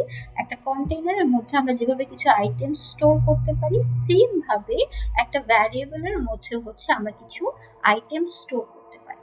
এখন ভ্যারিয়েবল জাভাতে, আমরা ম্যাথে তো এভাবে ভ্যারিয়েবল দেখেছি না, যে x equals to 5 then y equals to 10, এভাবে আমরা ম্যাথে অনেক ভ্যারিয়েবল বা চলক ইউজ করা শিখেছি। তো জাভাতে এই জিনিসগুলা কিভাবে লিখতে হয় এই জিনিসটা দেখব। এখন এই জিনিসটার যে সিনট্যাক্স বা এটার যে রুল, আমি রুলটা আগে একটু লিখি। প্রথমে আমাকে মেনশন করতে হয় হচ্ছে ডেটা টাইপ। ডেটা টাইপ জিনিসটা কি? ধরেন আমি একটা ভ্যারিয়েবলের মধ্যে আমি একটা নাম্বার রাখবো, নাকি একটা স্ট্রিং রাখবো, একটা ওয়ার্ডে রাখবো, একটা ক্যারেক্টার রাখবো, নাকি কি রাখবো, বা যে ভ্যালুটা আমি রাখবো বা যে মানটা আমি রাখবো ওই মানটা কি টাইপের, বা যে ভ্যালুটা আমি রাখবো সেই ভ্যালুটা কি টাইপের, ওই টাইপটা আমাকে মেনশন করতে হয় ফার্স্টে, এন্ড ওই টাইপটাকে আমরা বলি হচ্ছে ডেটা টাইপ। সেকেন্ড জিনিস আমাকে মেনশন করতে হয় ভ্যারিয়েবল নেম। ঠিক আছে, যে ক্লাসের যেরকম নাম হয় ডিফারেন্ট ডিফারেন্ট নাম, সেম ভাবে একটা ভ্যারিয়েবলেরও আপনি ডিফারেন্ট ডিফারেন্ট নাম দিতে পারেন। সো ভ্যারিয়েবলের নামটা আমাকে মেনশন করতে হয়, দেন ইকুয়াল সাইন দিয়ে আমাকে ভ্যালুটা লিখতে হয়, দেন একটা সেমিকোলন দিতে হয়। This is the syntax of creating a variable. ফার্স্টে ডেটার টাইপটা মেনশন করতে হয়, দেন ভ্যারিয়েবলের নামটা মেনশন করতে হয়, দেন ইকুয়াল সাইন দিয়ে আমাকে হচ্ছে ভ্যারিয়েবলের ভ্যালুটা লিখতে হয়। সো আমি এখানে আপনাদেরকে একটা ভ্যারিয়েবল ডিফাইন করে দেখাই যে কিভাবে লিখতে হয়। আমরা অলরেডি দেখেছি না স্ট্রিং টাইপের, স্ট্রিং একটা ডেটা টাইপ। ঠিক আছে, এই যে স্ট্রিং, এই যেখানে যে লিখি না স্ট্রিং, ওই স্ট্রিংটাই আমি এখানে লিখেছি যে আমার ডেটা টাইপটা হচ্ছে স্ট্রিং। আমি একটা ভ্যারিয়েবলের নাম দিলাম সাপোজ কোর্স, এন্ড এই কোর্সের মধ্যে আমি একটা ভ্যালু স্টোর করতে চাচ্ছি, and as this is a string, অবশ্যই কি ডাবল কোটেশনের মধ্যে আমাকে লিখতে হবে। আমি ডাবল কোটেশনের মধ্যে লিখলাম CSC1। এখানে I have just declared and initialized a new variable যেটার নাম হচ্ছে কোর্স, যেটার ডেটা টাইপ হচ্ছে স্ট্রিং, আর যেটার মধ্যে আমি স্টোর করেছি হচ্ছে CSC1। এখন এই জিনিসটাকে আমরা দুই লাইনে, মানে এখানে তো এক লাইনে লিখেছি, এভাবে ভেঙে ভেঙেও লিখতে পারি। আমি চাইলে এভাবেও লিখতে পারি। দেখেন, ধরেন আমি আরেকটা ভ্যারিয়েবল নিয়েছি স্ট্রিং নেম, নেম নামে একটা ভ্যারিয়েবল নিয়েছি, দেন পরের লাইনে লিখলাম হচ্ছে নেম ইকুয়ালস টু নাজিয়া। এখানে আমি কি করলাম, আমি এই যে ভ্যারিয়েবল ডিক্লেয়ার করেছি এক লাইনে, যে ফার্স্টে ভ্যারিয়েবলের ডেটা টাইপ লিখেছি, দেন ভ্যারিয়েবলের নাম দিয়ে ভ্যালু লিখেছি, ওই জিনিসটাকে নেক্সট লাইনে আমি ভেঙে ভেঙে লিখেছি। কি করলাম, ফার্স্টে আমি ভ্যারিয়েবলটা ডেটা টাইপ দিয়ে ভ্যারিয়েবলটাকে নাম দিলাম, যে আচ্ছা আমার কাছে নাম নামে একটা ভ্যারিয়েবল আছে। পরের লাইনে আমি কি করলাম, ওই নামের মধ্যে এই ভ্যালুটাকে স্টোর করেছি। এই ফার্স্ট লাইনটাকে, এটা একটা নাম আছে, এটাকে আমরা বলি হচ্ছে ভ্যারিয়েবল ডিক্লারেশন। ডিক্লেয়ার করছি যে this is a variable and the data type of the variable is a string. And পরের লাইনে আমি কি করছি, I am initializing the variable with a value. Initialization, initialization অথবা অ্যাসাইনমেন্টও বলতে পারেন, যে I am assigning value to the in the variable. আমি কি করছি, ভ্যারিয়েবলটাকে ফার্স্টে ডিক্লেয়ার করেছি যে নেম নামে একটা ভ্যারিয়েবল আছে, পরের লাইনে আমি কি করলাম, ভ্যারিয়েবলটাকে ইনিশিয়ালাইজ করেছি। সো আপনি চাইলে এভাবে ভেঙে ভেঙেও করতে পারেন, অথবা আপনি চাইলে এক লাইনে একসাথে ডিক্লেয়ার ইনিশিয়ালাইজেশন দুইটাই করতে পারেন। কিছু বলছিলেন মেবি কেউ?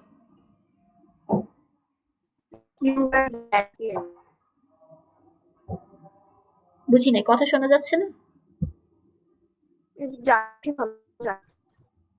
আচ্ছা, আমি একটা কাজ করব, সেটা হচ্ছে আমার আগের সেকশন আমি সেম জিনিস পড়িয়েছি, তো আমি আগের সেকশনে রেকর্ডিংটা দিয়ে দিব। যদি কথা একেবারেই না শোনা যায়, একটু কষ্ট করে এই পোর্শনটুকু রেকর্ডিং থেকে দেখে নেবেন। ঠিক আছে? কেউই কি শুনতে পাচ্ছে না? সবার জন্য সেম ইস্যু হচ্ছে এখন? এখন শোনা যাচ্ছে, এখন শোনা যাচ্ছে। আচ্ছা, মাঝে হয়তো ইস্যু হয়েছিল। আচ্ছা ঠিক আছে, আমি রেকর্ডিংটা দিয়ে দিব আমার আগের সেকশনের, ওইটা একটু কষ্ট করে দেখে নেবেন। ঠিক আছে? বাট এখন আমি কন্টিনিউ করি, যেহেতু এখন কথা শোনা যাচ্ছে। আচ্ছা, তো যেটা বলছিলাম যে এইভাবে আমরা একটা ভ্যারিয়েবলকে একসাথে লিখতে পারি, অথবা আমি চাইলে আলাদা করে এভাবে ডিক্লেয়ার করতে পারি, এন্ড নেক্সট লাইনে আমি ইনিশিয়ালাইজও করতে পারি। এইভাবে আমরা ভ্যারিয়েবল লিখি। এখন কথা হচ্ছে, এই যে ভ্যারিয়েবলটা আমি লিখলাম, এখানে যে নাম দিয়েছি কোর্স, এখানে ভ্যারিয়েবলের নাম দিয়েছি যে নেম, ভ্যারিয়েবলের যে নাম দিতে হয় সেটার জন্য কিছু রুলস আছে। এখন আমরা একটু দেখবো যে হোয়াট আর দ্য রুলস, ভ্যারিয়েবলের নামের জন্য কি কি রুলস ফলো করতে হয়। একটু আগে যেভাবে বলেছিলাম না, যে ক্লাসের জন্য আমি কিছু নাম দিতে পারি, এনি মিনিংফুল নাম, but I need to follow some rules. আমরা একটু রুলস গুলা দেখি কি কি রুলস আছে। এখন আপনাদের সাথে একটা স্লাইড দেখাবো, এই স্লাইডটা অলরেডি আপনাদের ভিউএক্স এ অ্যাভেলেবেল আছে, আপনারা বাক্স থেকে হচ্ছে স্লাইডগুলো অ্যাক্সেস করতে পারবেন। তো এখানে কিছু রুলস আছে, একটা একটা করে একটু দেখি। প্রথম রুলসে দেখেন কি বলেছে, যে a variable must begin with letters, dollar sign অথবা আন্ডারস্কোর। এর মানে হচ্ছে আমি যখন একটা ভ্যারিয়েবল নামকে ডিক্লেয়ার করব, ভ্যারিয়েবলের নামটা অবশ্যই একটা লেটার দিয়ে স্টার্ট হবে, অথবা ডলার সাইন দিয়ে, অথবা আন্ডারস্কোর দিয়ে। এর মানে সে কোনো, ধরেন আপনি কোনো কোয়েশ্চেন মার্ক দিয়ে ভ্যারিয়েবল ডিক্লেয়ার করতে পারবেন না, মানে ভ্যারিয়েবলের নাম কখনো কোয়েশ্চেন মার্ক দিয়ে স্টার্ট হতে পারবেন না। অথবা মনে করেন আপনি কোনো নাম্বার দিয়ে ভ্যারিয়েবলের নাম স্টার্ট করেছেন, সেটা পসিবল না। তো ভ্যারিয়েবলের নাম সবসময় আইদার লেটার দিয়ে স্টার্ট হবে, ক্যাপিটাল লেটার হতে পারে, স্মল লেটার হতে পারে, ডলার সাইন দিয়ে, অথবা আন্ডারস্কোর দিয়ে, কখনোই ভ্যারিয়েবলের নাম স্পেশাল ক্যারেক্টার দিয়ে স্টার্ট হবে না অথবা নাম্বার দিয়ে স্টার্ট করতে পারবেন না। যেমন দেখেন, these are invalid variable names, percentage name, then one name, these are invalid name. আচ্ছা, তারপর কি বলেছে দেখেন, variable can have numbers but সেটা শুধুমাত্র ভেতরে বা শেষে থাকতে পারবে, কিন্তু লাস্টে থাকতে পারবে, মানে শুরুতে থাকতে পারবে না। মানে a variable name can't start with a digit but it can have a digit either at the middle এ থাকতে পারবে অথবা শেষে থাকতে পারবে, যে কোনো জায়গায়, বাট শুরুতে থাকতে পারবে না। সো কি কি দেখলাম, ভ্যারিয়েবলের নাম শুরু হবে আইদার লেটার দিয়ে, আন্ডারস্কোর দিয়ে বা ডলার সাইন দিয়ে। সেকেন্ড জিনিস হচ্ছে ভ্যারিয়েবলের নাম কখনোই স্পেশাল ক্যারেক্টার দিয়ে স্টার্ট হতে পারবে না, ডিজিট দিয়ে স্টার্ট হতে পারবে না। ডিজিট থাকতে পারবে কিন্তু সেটা আইদার লাস্টে থাকবে বা মিডলে থাকবে, শুরুতে থাকতে পারবে না, শুরু বাদে যে কোনো জায়গায় থাকতে পারবে। এরপর হচ্ছে ভ্যারিয়েবলের নাম হচ্ছে কেস সেনসিটিভ। ওই যে একটু আগে বলছিলাম না যে স্ট্রিং এর জন্য ক্যাপিটাল লেটার বা small letter as it is ওভাবেই লিখতে হবে, সেম রুল ফর ভ্যারিয়েবলস। ভ্যারিয়েবলের নাম যদি আপনি একবার সবগুলা স্মল লেটার দিয়ে লিখেন, দেখেন এখানে প্রথম দুইটাই কিন্তু নাম ওয়ান, এটাও নাম ওয়ান এটাও নাম ওয়ান, বাট ডিফারেন্স কোথায়, প্রথম নাম ওয়ানের এনটা ক্যাপিটাল লেটার, সেকেন্ড নাম ওয়ানের এনটা স্মল লেটার। সো এই দুইটা কিন্তু সেম না। এর মানে আপনি যেভাবে লিখবেন সেভাবেই ইউজ করতে হবে। একবার নাম ওয়ান লিখলেন ক্যাপিটালে, একবার স্মল লেটারে, ওই জিনিসটা কাজ করবে না, এরর দিবে। আচ্ছা, এরপর কি বলেছে, ভ্যারিয়েবল নেম ক্যানট কন্টেইন আ স্পেস, মানে কখনো স্পেস দিতে পারবেন না। ধরেন আপনি একটা ভ্যারিয়েবল ডিফাইন করতে চাচ্ছেন, যেটার নাম দিলেন হচ্ছে স্টুডেন্ট আইডি, এখন স্টুডেন্টের পরে একটা স্পেস দিয়ে আইডি লিখলেন, সেই জিনিসটা করতে পারবেন না। আমাকে যদি মাল্টিপল ওয়ার্ডস কে জয়েন করে ভ্যারিয়েবল নাম বানাতে হয়, সেক্ষেত্রে আমি কি করতে পারি দেখেন, আইদার দুইটা ওয়ার্ডকে আমি আন্ডারস্কোর দিয়ে জয়েন করতে পারি, অথবা সেকেন্ড ওয়ার্ডের ফার্স্ট লেটারটাকে আমি ক্যাপিটাল লেটার করি। এটার একটা নাম আছে, ঠিক আছে, একটাকে বলি হচ্ছে ক্যামেল কেসিং আর একটাকে বলি হচ্ছে snake casing. So it is not mandatory যে আপনাকে ক্যামেল কেসিং ইউজ করতে হবে বা স্নেক কেসিং ইউজ করতে হবে, আপনি যে কোনো রুল ফলো করতে পারেন, বাট আপনি স্পেস দিতে পারবেন। আইদার আন্ডারস্কোর দিয়ে আপনি দুইটাকে জয়েন করবেন, অথবা নেক্সট ওয়ার্ডের ফার্স্ট লেটারটাকে হচ্ছে আমি জয়েন করব। তাহলে আবার একটু রিক্যাপ করছি কি কি রুলস আছে। শুরু হবে আইদার লেটার দিয়ে, আন্ডারস্কোর দিয়ে অথবা ডলার সাইন দিয়ে, ডিজিট দিয়ে বা স্পেশাল ক্যারেক্টার দিয়ে স্টার্ট হতে পারবে না, কিন্তু আমার ডিজিট হচ্ছে মাঝে শেষে যে কোনো জায়গায় থাকতে পারবে। দেন ও হচ্ছে কেস সেনসিটিভ, মানে লোয়ার কেস আপার কেস এগুলো আমাকে স্ট্রিক্টলি ফলো করতে হবে, সেম ভাবেই ইউজ করতে হবে। দেন কোনো স্পেস থাকতে পারবে না। যদি মাল্টিপল ওয়ার্ডসকে আমি জয়েন করতে চাই, আইদার হচ্ছে আমি আন্ডারস্কোর ইউজ করব, অথবা নেক্সট লেটারের প্রথম ক্যারেক্টারটাকে আমি ক্যাপিটাল লেটার করে দিই। তারপরে আরো কিছু রুলস আছে দেখেন, ভ্যারিয়েবলের নাম আমার অবশ্যই মিনিংফুল হতে হবে, মানে আমি এমন একটা ভ্যারিয়েবল ডিক্লেয়ার করব সেটার একটা মিনিং যেতে যাতে আমি পড়ে বুঝতে পারি যে ভ্যারিয়েবলটা অ্যাকচুয়ালি কি মিন করছে, মিনিংফুল হতে হবে। দেন বলেছে কি single character variable names should be avoided, মানে ম্যাথে যেটা আমরা ইউজ করি না X equals to Y, X equals to 1, Y equals to 10, এভাবে এক্স ওয়াই জেড এভাবে না ধরে আমি একটা মিনিংফুল ভ্যালিড একটা নেম ইউজ করবো, rather than using a single character variable. And last আরেকটা রুল সেটা হচ্ছে বলেছে দেখেন, variable names must not be a Java reserved keyword. একটু আগে বলেছিলাম না রিজার্ভড কিওয়ার্ডের কথা, যেরকম পাবলিক একটা রিজার্ভড কিওয়ার্ড, ক্লাস একটা রিজার্ভ কিওয়ার্ড। সো আপনি কখনোই ভ্যারিয়েবল নামের মধ্যে ওই রিজার্ভড কিওয়ার্ড গুলা ইউজ করতে পারবেন না। এখানে হচ্ছে আপনার এখানে মনে হয় টোটাল 32টার মতো না রিজার্ভড কিওয়ার্ড আছে, আপনাকে এগুলোকে মেমোরাইজ করতে হবে না, আপনারা ইউজ করতে করতে ইউজ টু হয়ে যাবেন। জাস্ট খেয়াল রাখবো যে আমি যেন রিজার্ভড কিওয়ার্ড গুলাকে ভ্যারিয়েবলের নাম হিসেবে ইউজ না করি, ঠিক আছে। আমি এখানে আপনাদেরকে কিছু এক্সাম্পল দিয়ে যদি দেখাই, ধরেন আমি একটা ভ্যারিয়েবল ডিফাইন করছি ইন্ট নাম্বার ইকুয়ালস টু 10, আমি নাম্বার নামে একটা ভ্যারিয়েবল ডিফাইন করেছি যেটার ডেটা টাইপ হচ্ছে ইন্ট, ইন্ট মানে হচ্ছে ইন্টিজার, একটা হোল নাম্বার, ঠিক আছে। তারপরে ধরেন এখানে আরেকটা ভ্যারিয়েবল ডিফাইন করি double CGPA equals to 3.99, then float GPA equals to 2.67, দেন মনে করেন আমি আরেকটা ভ্যারিয়েবল ডিফাইন করি হচ্ছে Boolean answer equals to true, Boolean কি লিখবো decision equals to false, দেন হচ্ছে char letter equals to a, the last one হচ্ছে কি বাদ দিয়েছি, ইন্ট ফ্লোট ডাবল স্ট্রিং দেখেছি, ক্যারেক্টার। আচ্ছা এগুলাই ফর নাও আপাতত এগুলাই দেখেন। এই যে দেখেন এখানে আমি কি করেছি, অনেকগুলো ভ্যারিয়েবল ডিফাইন করেছি। এখন ভ্যারিয়েবল যে ডিফাইন করেছি ওদের ভ্যালুগুলো কিন্তু এক একটা এক এক রকম, কোনোটা হোল নাম্বার, কোনোটা ফ্র্যাকশনাল নাম্বার। দেখেন এই দুইটাই কিন্তু ফ্র্যাকশনাল। আচ্ছা এখন এটাতে পরে আসছি। তারপর এখানে কিছু বুলিয়ান ভ্যালু আছে, ট্রু ফলস আছে, এখানে একটা ক্যারেক্টার আছে। সো এদের জন্য ডিফারেন্ট ডিফারেন্ট ডেটার টাইপ আছে। দেখেন প্রথমটাকে বলছি আমি ইন্টিজার, সেকেন্ডটাকে বলছি ফ্লোট, দেন বলছি ডাবল, মানে ডাবল এন্ড ফ্লোট বলছি, দেন ওদেরকে বলছি হচ্ছে বুলিয়ান, ওদেরকে বলছি হচ্ছে চার। আচ্ছা এখন এই জিনিসগুলা কি বা এই জিনিসগুলা কি মিন করে?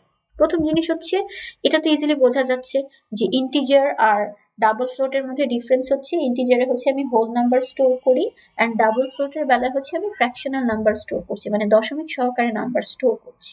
এখন আপনার কোয়েশ্চেন থাকতে পারে যে মিস তাহলে দশমিক নাম্বার স্টোর করার জন্য আবার দুই ধরনের ডেটা টাইপ কেন আছে, ফ্লোটও আছে ডাবলও আছে? দুইটার কাজ সেম, জাস্ট ওদের রেঞ্জটা হচ্ছে ডিফারেন্স। এর মানে ডাবল হচ্ছে অনেক বড় একটা ফ্র্যাকশনাল নাম্বারকে স্টোর করতে পারে, ফ্লোট হচ্ছে তার থেকে ছোট অ্যামাউন্ট অফ ফ্র্যাকশনাল নাম্বারকে স্টোর করতে পারে। আপনি যদি একটা বটলের সাথে কম্পেয়ার করেন, ধরেন ডাবলের ক্যাপাসিটি হয় যদি 5 লিটার, সে 5 লিটার পানি স্টোর করতে পারে, ফ্লোটের ক্যাপাসিটি আপনি কনসিডার করতে পারেন ধরেন 2 লিটার। সো ডাবল কি করে, বড় ফ্র্যাকশনাল নাম্বারকে স্টোর করতে পারে, অ্যান্ড ফ্লোট হচ্ছে আমার ডাবল থেকে কম বা ছোট ফ্র্যাকশনাল নাম্বারকে সে স্টোর করে। দেন আমরা হচ্ছে আপনারা যদি আইসিটি করে এসে থাকেন, আমরা কিন্তু জানি বুলিয়ান দুইটাই ভ্যালু আছে, একটা হচ্ছে ট্রু একটা হচ্ছে ফলস। সো ওই বুলিয়ান ভ্যালুকে স্টোর করার জন্য যে ডেটা টাইপটা আছে সেটাকে আমরা বলি হচ্ছে বুলিয়ান। আর আরেকটা আছে হচ্ছে ক্যারেক্টার, ওই যে। আচ্ছা কেউ কি দেখে বলতে পারবে what's the difference between a string and a character? This character just একটা লেটার প্রিন্ট করবে। এক্স্যাক্টলি, Sorry, একটা ক্যারেক্টারে, হ্যাঁ মানে ক্যারেক্টারে জাস্ট একটা ক্যারেক্টার থাকবে, আর string is basically a combination of multiple characters, combination of multiple character. String এর মধ্যে অনেকগুলো ক্যারেক্টার থাকতে পারে, বাট ক্যারেক্টারের মধ্যে একটাই ক্যারেক্টার থাকবে। অলসো আরেকটা ডিফারেন্স আছে, দেখেই বোঝা যাচ্ছে স্ট্রিং আমি ডাবল কোটেশনের ভেতরে লিখি আর ক্যারেক্টারকে আমরা ইউজ করি হচ্ছে সিঙ্গেল কোটেশনের ভেতরে। ঠিক আছে, এখন আপনাদেরকে স্লাইড থেকে আরেকটু জিনিস একটু দেখাই। যে জিনিসগুলো বললাম এগুলাই স্লাইডে আছে। আচ্ছা প্রথমে তো এই যে আমরা এটা দেখেছি যে ভ্যারিয়েবল কে একটা কন্টেইনার, কিভাবে ভ্যারিয়েবল ডিফাইন করতে হয়, ডেটা টাইপ লিখতে হয়, ভ্যারিয়েবলের নাম দিয়ে ভ্যালু দিতে হয়। দেন হচ্ছে এগুলা দেখলাম। আচ্ছা ডেটা টাইপ, যে এতগুলা ডেটা টাইপ আমরা যে বললাম, ডেটা টাইপ বেসিক্যালি হচ্ছে দুই ধরনের, মেইনলি দুই ধরনের, দুই টাইপের আছে। একটাকে বলি হচ্ছে প্রিমিটিভ ডেটা টাইপ আর একটা বলি হচ্ছে non primitive data type. Primitive data টাইপটা বেসিক্যালি আমরা মিডের আগে শিখবো, আর নন প্রিমিটিভ ডেটা টাইপটা আমরা মিড টার্মের পরে শিখবো। প্রিমিটিভ ডেটা টাইপটা কি করে, ও হচ্ছে একটা ভ্যালু হোল্ড করে, ঠিক আছে, একটা মান স্টোর করে, ওর একটা স্পেসিফিক সাইজ আছে। আর নন প্রিমিটিভ ডেটা টাইপটা কি করে, ও হচ্ছে মেমোরির একটা লোকেশন স্টোর করে। মানে ধরেন আমার মেমোরির মধ্যে কি ডিফারেন্ট ডিফারেন্ট জায়গায় এক একটা জিনিস স্টোর থাকে, সো মেমোরির যে লোকেশনটা আছে বা র্যামের যে লোকেশনটা আছে, ওই লোকেশনটা হচ্ছে আমার নন প্রিমিটিভ ডেটা টাইপটা স্টোর করে। সো প্রিমিটিভ ডেটা টাইপ দেখেন এখানে ফার্দার ক্লাসিফাই করা আছে, প্রিমিটিভকে আবার নিউমেরিক নন নিউমেরিক হিসেবে ভাগ করতে পারি। সো এখানে কিছু ক্লাসিফিকেশনস আছে, এইটা একটু দেখেন। এই যে these are the data types. সব ডেটা টাইপ আমরা নর্মালি ইউজ করব না, যে ডেটা টাইপগুলো আমাদের ইউজ করতে হবে বা সচরাচর আমাদের লাগবে কাজে, সেটা হচ্ছে ইন্ট। ইন্ট তো আমাদের ডেইলি লাইফে অনেক ইউজ করতে হবে। দেন ডাবল ফ্লোট এগুলোও লাগে। দেন হচ্ছে বুলিয়ান চার, এগুলো আমাদের লাগে। যে জিনিসগুলো আমরা নর্মালি ইউজ করি না, this are byte short long. আচ্ছা এখন এই যে প্রথম চারটা, এই প্রথম চারটাই দেখেন হচ্ছে আমার ইন্টিজার নাম্বারের জন্য। ওই ডাবল আর ফ্লোটের মধ্যে যেভাবে একটা রেঞ্জের ডিফারেন্স ছিল, সেম ভাবে হচ্ছে বাইট শর্ট ইন্ট লং, ওদের মধ্যে হচ্ছে রেঞ্জেরই ডিফারেন্স, আর কোনো ডিফারেন্স নেই। মানে ওরা চারজনই হচ্ছে হোল নাম্বার স্টোর করে, বাট জাস্ট ওদের রেঞ্জটা বা ক্যাপাসিটিটা ডিফারেন্ট। কেউ 8 ডিজিটের লম্বা নাম্বার স্টোর করতে পারে, কেউ অনেক বড় একটা নাম্বার স্টোর করতে পারে। সো আমাদের ইন্টিজার দিয়ে হচ্ছে নর্মালি সব কাজ হয়ে যায়, দ্যাটস ওয়াই আমাদের উপরের গুলা লাগে না। আর লং ইউজ করি হচ্ছে অনেক বড় যদি একটা ইন্টিজার নাম্বার, দেখেন যে রেঞ্জ দিয়ে দিয়েছে মাইনাস এত থেকে এত পর্যন্ত নাম্বারকে স্টোর করার জন্য আমরা লং ইউজ করি। সো ইন্টিজার দিয়ে বেসিক্যালি আমরা হোল নাম্বার স্টোর করি। ডাবল ফ্লোট তো বললাম, ডাবল ফ্লোটের মধ্যে মানে ডাবলের মধ্যে হচ্ছে আমি বেশি ডাবল প্রিসিশনের নাম্বারকে স্টোর করতে পারি, আর ফ্লোটের মধ্যে হচ্ছে আমি সিঙ্গেল প্রিসিশন বা কম অ্যামাউন্ট অফ ভ্যালু দশমিকের পর আমি স্টোর করতে পারি। বুলিয়ান হচ্ছে দুই ধরনের বুলিয়ান আছে, একটা ট্রু একটা ফলস। আর ক্যারেক্টার তো দেখলাম, ক্যারেক্টার দিয়ে হচ্ছে আমি সিঙ্গেল ডিজিট ক্যারেক্টারকে স্টোর করি। আর these are the primitive data type. আর নন প্রিমিটিভ ডেটা টাইপ আছে হচ্ছে দুইটা, বেসিক্যালি দুইটা। একটা হচ্ছে আপনার এই যে these are the non primitive data type, একটা হচ্ছে স্ট্রিং আর একটা হচ্ছে অ্যারে। এই যে আমরা যে স্ট্রিং দেখলাম, ওই স্ট্রিং আমরা ইন ডিটেলস দেখবো মিড টার্মের পরে যে কেন স্ট্রিংকে আমরা নন প্রিমিটিভ ডেটা টাইপ বলছি। অ্যান্ড অ্যারেও হচ্ছে আরেকটা নন প্রিমিটিভ ডেটা টাইপ, যেটার মধ্যে হচ্ছে আমরা মেমোরি লোকেশন স্টোর করি। বলেন এই যে এখানে দেখেন কিছু এক্সাম্পলস দেওয়া আছে, বাইট টাইপের ডেটা টাইপ কিছু দেওয়া আছে। আচ্ছা, এখানে জাস্ট একটা ছোট্ট জিনিস একটু বলি। একটা জিনিস খেয়াল করেন, আমি যখন একটু আগে ভ্যারিয়েবলটাকে ডিফাইন করেছিলাম, আমিও কিন্তু ফ্লোট আর ডাবল নিয়েছিলাম, কিন্তু আমি কিন্তু লাস্টে এই যে ডি অথবা এফ এটা মেনশন করি নাই। এটা মেনশন করা ম্যান্ডেটরি না, বাট ওই যে ডাবল কোনটা ডাবল অ্যান্ড কোনটা ফ্লোট এটা বোঝানোর জন্য আমরা ডাবলের পরে একটা ডি ইউজ করি অ্যান্ড ফ্লোটের পরে একটা এফ ইউজ করি। এটাকে আমরা বলি হচ্ছে ফরম্যাট স্পেসিফায়ার, মানে ফরম্যাটটাকে স্পেসিফাই করে দিচ্ছি যে weather it is a double or float, but it's not mandatory. আপনি যদি ইউজ না করেও লিখেন, ইওর কোড শুড ওয়ার্ক। আমি আপনাদেরকে কয়েকটা ভ্যারিয়েবল একটু প্রিন্ট করে দেখাই, আপনারা আমাকে বলবেন আউটপুট কি আসবে। বলেন তো এটা লিখলে কি আসবে। প্রিন্টএলএন আমি লিখলাম হচ্ছে কোর্স, আচ্ছা না, আমি লিখলাম হচ্ছে GPA system dot out dot প্রিন্টএলএন GPA. Line 16 এর আউটপুট কি আসবে আর 17 এর আউটপুট কি আসবে। ম্যাম 16 এর আউটপুট আসবে 2.7 9টা, আর 17টা হচ্ছে 2.76 ভ্যালুটা। আচ্ছা, 16 এ আসবে হচ্ছে 2.76, কারণ 16 এ আমি কি করছি, I M printing the variable, that means it will print the value which is stored inside the variable. and in line 7 আমি কি করেছি দেখেন, ডাবল কোটেশনের ভেতরে জিপিএ লিখেছি, that means it is a string. And আমরা জানি কি স্ট্রিং এ যা লিখি ওইটাই প্রিন্ট হয়। So let's compile this code end run. এটাকে একটু সেভ করি আগে একটা ফাইলে।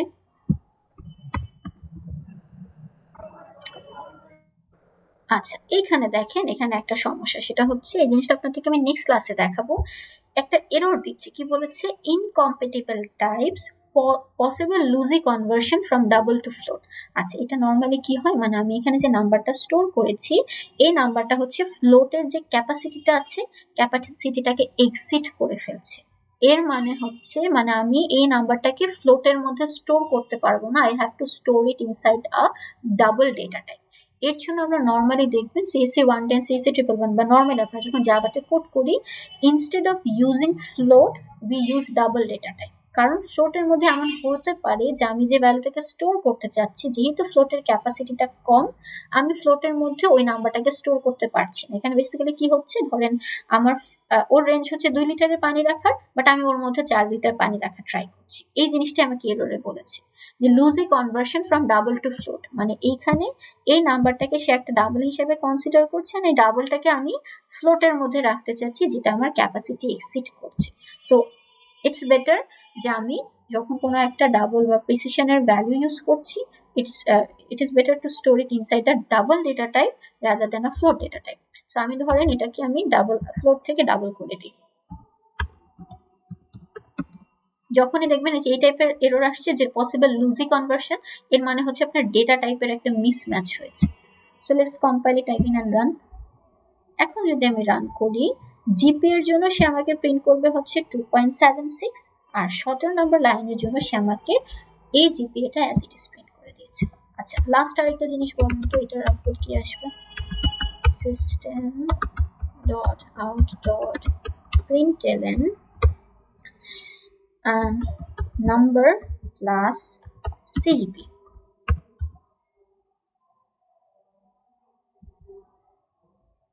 এটার আউটপুট কি আসবে। 13.99 মানে দুটো যোগ করে এক্স্যাক্টলি কি করব, আমার নাম্বারের মধ্যে যে ভ্যালুটা আছে which is 10 এর সাথে হচ্ছে সিজিপি এর যে ভ্যালুটা আছে সেটাকে যোগ করব 3, অ্যান্ড দুইটাকে যোগ করলে অবভিয়াসলি অ্যান্সার আসবে হচ্ছে আমার 13.99। আচ্ছা, এটা বলেন তো আমি আরেকটা এখানে ভ্যারিয়েবল ধরি। আচ্ছা, ভ্যারিয়েবল আমি ডিরেক্টলি প্রিন্ট করি, এটার আউটপুট কি আসবে বলেন। আমি এখানে প্রিন্ট করছি হচ্ছে 5.5 প্লাস 4.5, কি আসবে?